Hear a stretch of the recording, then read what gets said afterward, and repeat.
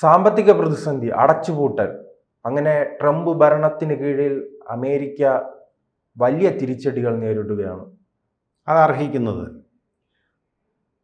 മോഡി തിരിച്ചൊന്നും കൊടുത്തില്ലെങ്കിലും മോഡീസ് കൊടുത്തു അമേരിക്കയ്ക്ക്. ലോകത്തിലെ ഏറ്റവും വിശ്വസ്തമായിട്ടുള്ള റേറ്റിങ്ങിനെ സംബന്ധിച്ചുള്ള കണക്കുകൾ പറയുന്ന സ്ഥാപനമാണ് മോഡീസ്.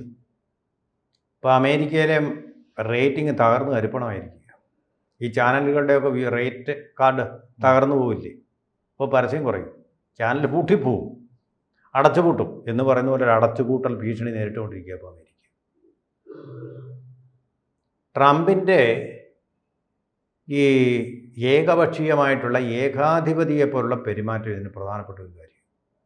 ഓരോ കാര്യങ്ങൾ ഇന്ത്യയുമായിട്ട് പിഴച്ചൊങ്കോ 50% എടുക്കുക, അവിടെ ഒരു എക്സിക്യൂട്ടീവ് ഓർഡർ, അവിടെ പുള്ളിയുടെ കസേരയിൽ ഇരുന്നുകൊണ്ട് ഒപ്പിടുക. അമേരിക്ക പോലെ ഇത്രയും സംസ്കാര സമ്പന്നരായിട്ടുള്ള ആളുകളുള്ള ഒരു രാജ്യത്ത്, ഇത്രയും മാനേഴ്സുള്ള ഒരു രാജ്യത്ത് ഇങ്ങനെ ഒട്ടും മാനേഴ്സ് ഇല്ലാത്ത രീതിയിൽ പെരുമാറുന്ന ഒരു മദ്യപാനിയെ പോലെ. എൽസിൻ ഉണ്ടായിരുന്നു റഷ്യയിൽ, പെരിസ്ട്രോയ്ക്കയ്ക്ക് ശേഷം കുറച്ച് നാൾ കഴിഞ്ഞു. എപ്പോൾ കണ്ട നേരം വോഡ്കയാണ്. അങ്ങനെ തലയ്ക്ക് വെളിവില്ലാതെ ഭരണാധികാരിയായിട്ടിരുന്ന ആളാണ് എൽസിൻ. അതുപോലൊരു ഭരണാധികാരിയായിട്ട് മാറിയിരിക്കുക. ഇദ്ദേഹത്തിൻ്റെ ലഹരി എന്ന് പറയുന്ന കള്ളായിരിക്കണം എന്നില്ല, എനിക്ക് തോന്നുന്നു നൊബേൽ സമ്മാനം അത് തലയ്ക്കങ്ങ് പിടിച്ചു കഴിഞ്ഞിരിക്കുക. അതിനൊന്നും പറഞ്ഞ് ചെയ്യുന്നതെല്ലാം ബോധത്തങ്ങളാണ്. അദ്ദേഹത്തിൻ്റെ ശരീരഭാഷ കണ്ടാലും അറിയാം, ഒരു തലയ്ക്ക് നല്ല വെളിവുള്ള ഒരു മനുഷ്യനെ പോലൊന്നും അല്ല അദ്ദേഹം നടക്കുന്നതും പ്രവർത്തിക്കുന്നു. തലയ്ക്ക് വെളിവിനെ അടിച്ച് പൂസായിട്ട് നടക്കുന്ന പോലെ എനിക്ക് സത്യം പറഞ്ഞാൽ എനിക്ക് തോന്നുന്നു. അങ്ങനെ ആവാതിരിക്കട്ടെ. ഈ പുള്ളിക്കാരൻ ഇങ്ങോട്ട് 50% ചുങ്കം വിട്ട് റഷ്യയുടെ യുദ്ധം നടത്താൻ, യുദ്ധം പൂർവാധികം ശക്തിയായിട്ട് പോരുക എന്ന് പറഞ്ഞ് മാത്രമല്ല, റഷ്യയുടെ വിമാനങ്ങളെല്ലാം കൂടെ അലാസ്കയ്ക്ക് അവരുടെ അയൽപക്കത്ത് വന്ന് കിടക്കുകയാണ്. ആ രീതിയിലാക്കി വഷളാക്കിയത്.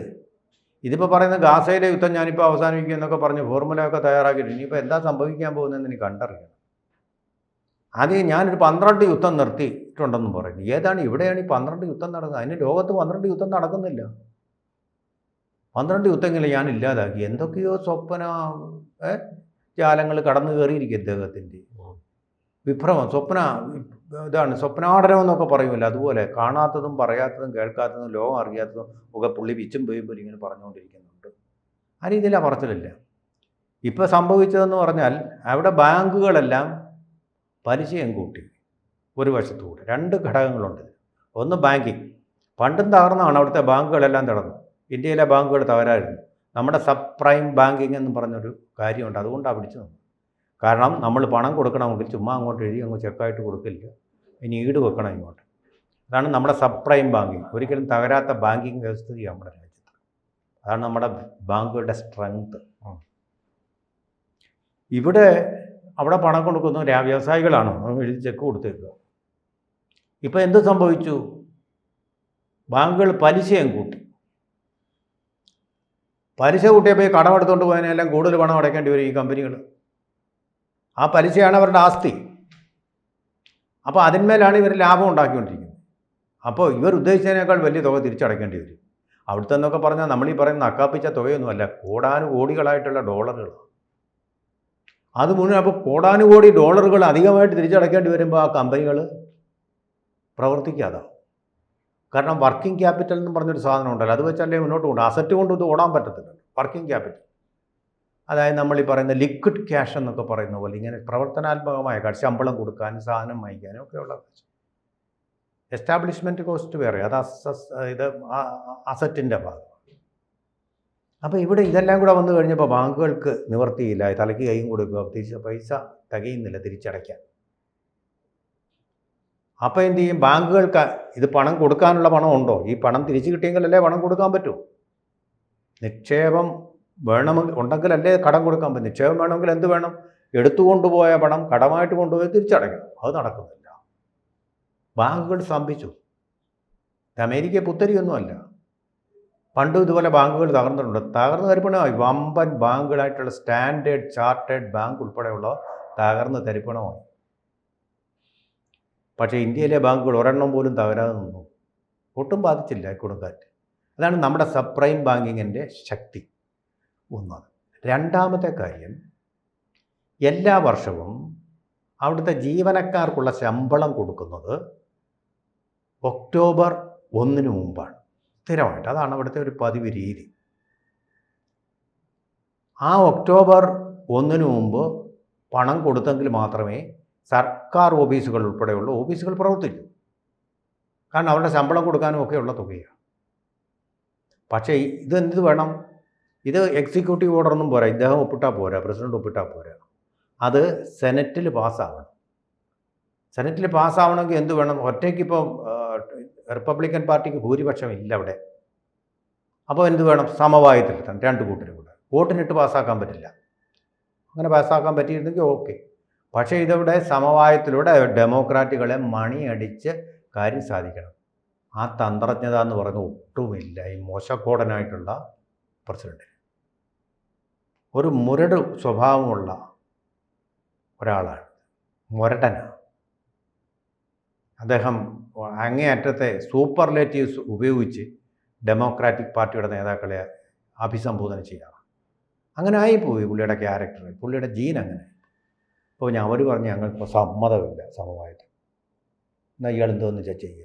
അവർക്കും ഉണ്ടല്ലോ ഈ വാശി. എന്ത് പറ്റി? ഇത് പാസ്സാക്കാതെ വന്നപ്പോൾ ബില്ലുകൾ പാസ്സാക്കാതെ വന്നപ്പോൾ എന്തേലും അവിടെ ആഴ്ചയിലാഴ്ചയല്ല ശമ്പളം കൊടുക്കും. നമ്മളെപ്പോലെ മാസത്തിലല്ല ശമ്പളം മുടങ്ങി. ശമ്പളം കൊടുക്കാൻ പറ്റില്ല ജീവനക്കാർക്ക്. പിന്നെ എന്ത് ചെയ്യാൻ പറ്റും? അമേരിക്ക ഒരു സർക്കാർ ജീവനക്കാരാണെങ്കിലും കൂട്ടത്തോടെ പറഞ്ഞങ്ങ് വിടാം. ഇവിടുത്തെ പോലെ NGO യൂണിയനും NGO അസോസിയേഷനൊന്നും ഇല്ല, പോയാൽ പോയി, അത്രേ ഉള്ളൂ. അപ്പോൾ കൂട്ടത്തോടെ പിരിച്ചുവിട്ടുകൊണ്ടിരുന്നാൽ എന്ത് സംഭവിക്കും? ഗവൺമെൻറ് പ്രവർത്തിക്കാതാവും. ബ്യൂറോക്രസി ആണല്ലോ ഇതിൻ്റെ ആ ടയറെന്ന് പറയുന്നത്. ആ ടയറില്ലിപ്പോൾ ടയറില്ലാതെ പഞ്ചറായി കിടക്കുന്നൊരു വണ്ടിയാണ് ഇന്ന് അമേരിക്കൻ ഭരണകൂടം എന്ന് പറഞ്ഞാൽ അമേരിക്ക അടച്ചു പൂട്ടി. ഓടുന്നില്ല, പെട്രോളില്ല, ഓടിക്കാൻ പറ്റില്ല. ഈ രണ്ടാം ട്രംപ് സർക്കാരിന് എന്താണ് പറ്റിയത്? അദ്ദേഹത്തെ ഉപദേശിക്കുന്നവരുടെ പ്രശ്നമാണോ, അദ്ദേഹത്തിൻ്റെ പ്രശ്നമാണോ? ഒരു ദുഷ്ടനായ ഉപദേഷ്ടാവ് ഉണ്ട്, അയാളുടെ കുഴപ്പമുണ്ട്. അയാളാണ് ഈ 80% ഇന്ത്യക്ക് മേൽ ചിങ്കൊൻ സ്ഥാപിച്ചത്. ഇതിൻ്റെ പ്രധാന പ്രശ്നം എന്ന് പറഞ്ഞാൽ അയാൾ 1:1:1:1:4 ചിന്തിക്കും. ഈ ഓരോ വണ്ണിനെ കുറിച്ചും അദ്ദേഹം ചിന്തിക്കുന്നില്ല. But international relations are not arithmetics. അതാണ് അദ്ദേഹം മനസ്സിലാക്കേണ്ട കാര്യം. കണക്കുകൾ കൊണ്ട് മാത്രം പറയാനാവാത്ത ബന്ധങ്ങൾ രാജ്യങ്ങൾ തമ്മിലുണ്ട്. ആ ബന്ധങ്ങളെ കണക്ക് പറഞ്ഞ് ഉപദ്രവിച്ചു കഴിഞ്ഞാൽ നമ്മുടെ കാവ്യപുസ്തകത്തിനകത്തിൽ കണക്കെഴുതുന്ന പോലെ ആയിരിക്കും. പുസ്തകത്തിനകത്ത് നമുക്ക് ആ രീതിയിൽ ചിന്തിച്ചൂടെ? അമേരിക്ക വലിയ പ്രതിസന്ധിയിലായത് കൊണ്ടാണ് ട്രംപ് ഇത്തരം തീരുവ മറ്റു രാജ്യങ്ങൾക്ക് മേൽ ചുമത്തുന്നു എന്നത് ചിന്തിക്കാമല്ലോ. എന്നിട്ട് പരിഹാരമായോ? എന്ത് പരിഹാരം? ഇത് കുഴപ്പത്തിലേക്ക് പോവുക. ജോ ബൈഡന്റെ കാലത്ത് ഇതുപോലെ കുഴപ്പമുണ്ടായിട്ടില്ല. ഇവനൊരു കുഴപ്പവും ഉണ്ടാക്കിയിട്ടില്ല മനുഷ്യൻ. പ്രായാധിക്യം ഉണ്ടായിരുന്നു, ആരോഗ്യത്തിൻ്റെ കുറവുണ്ടായിരുന്നു, ഒക്കെ ഉണ്ടായിരുന്നു. എന്തെങ്കിലും കുഴപ്പം കാണിച്ചോ? ഡീപ്പ് സ്റ്റേറ്റ് ഒക്കെ ഉണ്ടായിരുന്ന കാര്യം ശരിയാണ്. പക്ഷെ ഒരു കുഴപ്പമില്ലാതെ പോയി. ഇങ്ങനെ ഉയരത്തിലേക്ക് ചാടി അമേരിക്ക നമ്പർ 1 ഒന്നും ആക്കണമെന്നൊന്നും അദ്ദേഹം പറഞ്ഞതുമില്ല, നടന്നുമില്ല. പക്ഷേ പൊതുവെ രാജ്യം ഇപ്പം എന്താ സംഭവിക്കാൻ പോകുന്നത്? അമേരിക്ക നമ്പർ 1 അല്ല, നമ്പർ 0. അതാണിപ്പോൾ വരാൻ പോകുന്നത്. അമേരിക്കയുടെ തന്നെ 0 അതാണിപ്പം. ഇതിന് റിക്കവറി. അപ്പോഴേക്കും ഇങ്ങനെ ഒരു അവസ്ഥ ഉണ്ടെങ്കിൽ അപ്പോൾ കൂടുതൽ തീരുവ ചുമത്തും, കൂടുതൽ രാജ്യങ്ങളെ ബുദ്ധിമുട്ടിക്കാനുള്ള ശ്രമം ഇനിയും തുടരുമെന്നാണോ സാർ ഉദ്ദേശിക്കുന്നത്? ഞാനങ്ങത്തില്ല. കാരണം പവർ ഉണ്ടായിരുന്നു അമേരിക്കയ്ക്ക്. ആ പവർ ഉപയോഗിച്ചാണ് ഇതെല്ലാം ചെയ്തത്. It is A powerless state now. ഒരു ചുക്കും ചുണ്ടാമ്പിച്ച് അവരുടെ കാര്യം പോലും നോക്കാൻ കഴിവില്ലാത്ത ഒരു ഗവൺമെൻറ് അവിടെ ഇരിക്കുന്നതെന്ന്. പിന്നെ അന്താരാഷ്ട്ര കാര്യങ്ങളും നോബൽ സമ്മാനം എങ്ങനെയാണ് വാങ്ങിക്കുന്നത്? ഒന്നും നടക്കുകയില്ല. ആ സമയത്ത് തന്നെ ഗാസയിലെ പ്രസിഡൻ്റായിട്ട് ഇരിക്കാൻ നൊബൽ സമ്മാനം വാങ്ങിക്കാമെന്ന് ഇങ്ങനെ ഇരുന്ന് സ്വപ്നം കണ്ടുകൊണ്ടിരുന്ന സമയത്താണ് ഇടുത്തി പോലെ ഇത് വന്നിരിക്കുന്നത്. അപ്രതീക്ഷിതമാണ്. മിസ്മാനേജ്മെൻറ്റിൻ്റെയാണ്. ഇപ്പോൾ ഫയറിങ് വരും, നോക്കിക്കും. ഇന്ത്യക്ക് യുങ്കം വേണമെന്ന് പറഞ്ഞാൽ അദ്ദേഹത്തിൻ്റെ വലം കൈയായിട്ടുള്ളൊരു ഇക്കണോമിസ്റ്റ് ഉണ്ട്, ഇക്കണോമിക് അഡ്വൈസർ. അയാളുടെ കസേരയായിരിക്കും ഇപ്പോൾ മിക്കവാറും ആദ്യം തെറിക്കാൻ പോകും. കാരണം പുള്ളി ഒരിക്കലും പുള്ളിയുടെ കുറ്റം സമ്മതിക്കില്ല, കൂടെ ഉള്ളവരാണ് കുറ്റക്കാർ, അഡ്വൈസേഴ്സാണ് കുറ്റക്കാർ എന്ന് പറഞ്ഞാൽ അയാളെ ഇപ്പോൾ തെറിപ്പിക്കും. അയാൾ മാറിക്കഴിഞ്ഞാൽ അമേരിക്കയ്ക്ക് ഗുണം പിടിക്കും. നശിപ്പിച്ചേ അടങ്ങുമെന്നും പറഞ്ഞിരിക്കുന്ന ആളാണ്. അതുകൊണ്ട് അത് കുഴപ്പമൊന്നുമില്ല, നല്ല കാര്യം തന്നെയാണ്.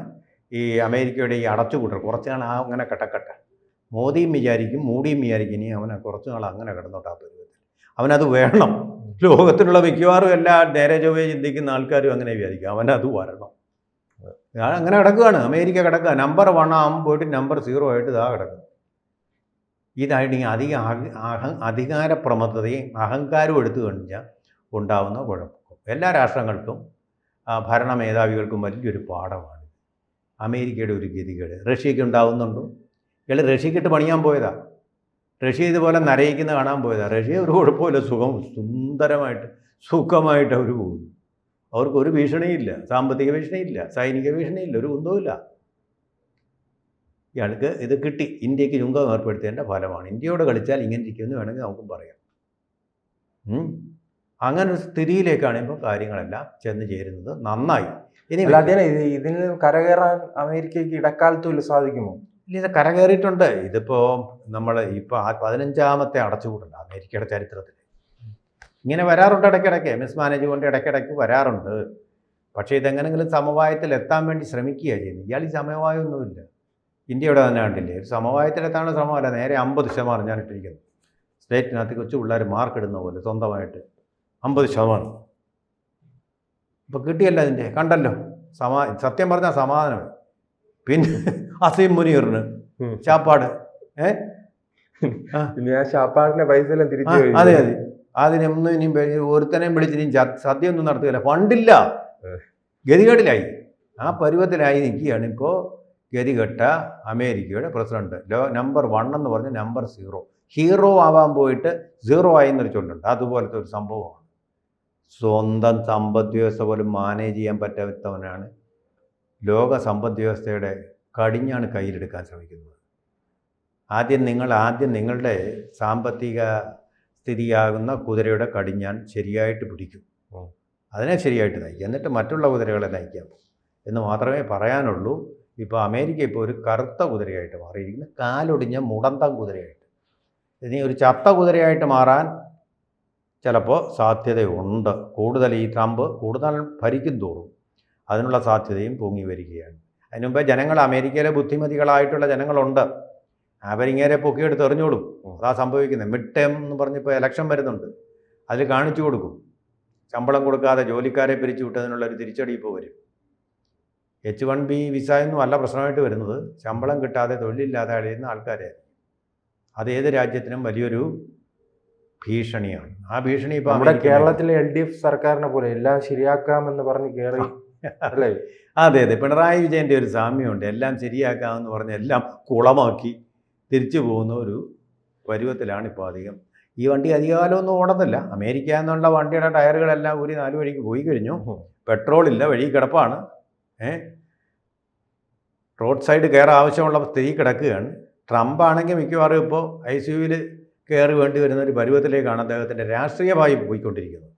ആളുകൾ മിക്കവാറും അതിൻ്റെ ട്യൂബും എല്ലാം വലിച്ചൂരി അദ്ദേഹത്തിന് പോകേണ്ട സ്ഥലത്തേക്ക് കൊണ്ടുപോകുന്ന എനിക്ക് തോന്നുന്നു. ആ പരുവത്തിൽ രാഷ്ട്രീയമായിട്ട് പറയുവാണ്, രാഷ്ട്രീയമായിട്ടുള്ള ഒരു ശവപേടകത്തിനകത്താക്കി അദ്ദേഹത്തെ നിക്ഷേപിക്കും എന്നാണ് എനിക്ക് തോന്നുന്നു. ആ ഒരു പരുവത്തിലേക്കാണ് ഇപ്പോൾ കാര്യങ്ങൾ പോയിക്കൊണ്ടിരിക്കുന്നത്. കൂടുതൽ വാർത്തകളും വിശേഷങ്ങളും നിങ്ങളിലേക്ക് എത്താൻ ABC മലയാളം സബ്സ്ക്രൈബ് ചെയ്യുക, ബെൽ ബട്ടണും അമർത്തുക.